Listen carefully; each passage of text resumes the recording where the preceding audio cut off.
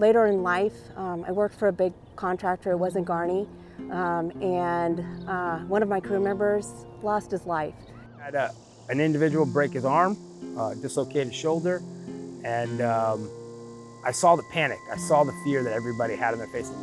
And so during that time, my life changed in a lot of ways, and it took me in a different direction, from being focused on being superintendent and running work to actually being that frontline supervisor who wanted to lead by example and change lives. You know, teach it, but until they live it, they weren't really prepared.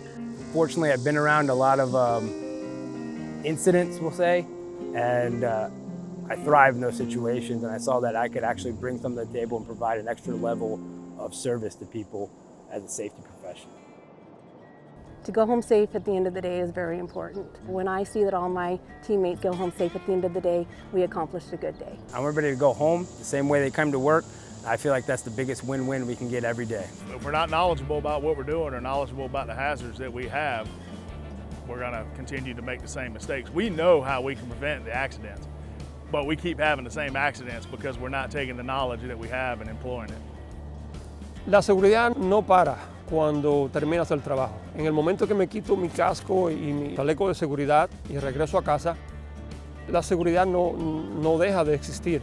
Mi carrera comenzó aproximadamente unos 20 años atrás. En el entonces estaba siguiendo una carrera en lo que era la policía, pero debido a unas reducciones del presupuesto y unos cambios de la ciudad, se me ofreció otra oportunidad en trabajar en un medio ambiente parecido a este, en una refinería de petróleo. Coming out of college, I was in law enforcement, did that for almost 10 years, and then I was really interested in construction as a secondary option. I was able to transition over by getting into correctional and prison plumbing construction. From there, I kind of wanted to migrate back east and came to Garney. I don't know that I was always interested in safety. I grew up in the field. I started really young on an asphalt crew in California. I joined the union very young. I just thought it was a good way to support myself, and I believed in the trades because my dad was in the trades. I was in the oil refinery working, and the safety team approached me and said, "Hey, your crews are always doing good. We'd like to see you join our team. Help us, help them." And I thought long and hard about it because I thought, oh man, I'm about to be the worst enemy of everybody. Everybody's gonna hate me, but I'm glad I made the decision to join because it's paid off. When I meet new people and when I'm out in the field talking with our employees, I always say there's nothing more important that you're gonna do for Garney Construction than go home safe at the end of the day and return home to your family. So what I love most about my role is that I get to lead by example. And not all of us do things perfectly. And I've always said that it's not a me thing, it's a we thing, and it takes all of us to look out for each other. And it takes all of us to be able to speak up and say something if we see something that isn't right. I enjoy having those conversations with the crews out in the field, getting to know them on a personal basis and being able to explain to them the importance of wearing their safety glasses. I don't want to be that person that has to say to their family member, they didn't wear their safety glasses, they got something in their eye, and maybe they will never be able to see their grandkids. Los retos del trabajo son muchos. Si yo estuve en este trabajo ayer y me regreso el siguiente día, me doy cuenta que una excavación o una zanja, ¿verdad?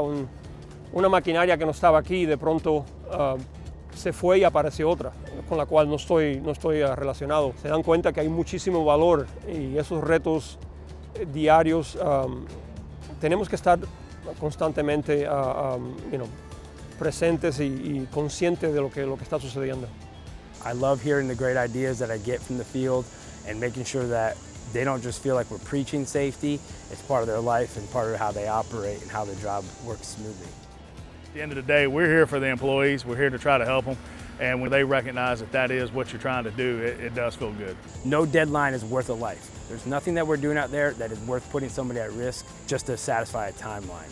The small things matter. We do a really good job of focusing on the big risk all the time, but sometimes we might miss the little things which get people hurt hands, feet, arms, little injuries can pile up over time. We take our safety culture home with us at the end of the day we talk about it with our families and we try to live it. When we're doing our toolbox talks or we're doing our stack meetings or we're signing out at the end of the day saying we didn't get injured, we're saying, hey, don't run through that yellow light. don't take that shortcut because, again, you're still part of our team, and if you get hurt outside of work, we're going to feel the effects at work because you are a family.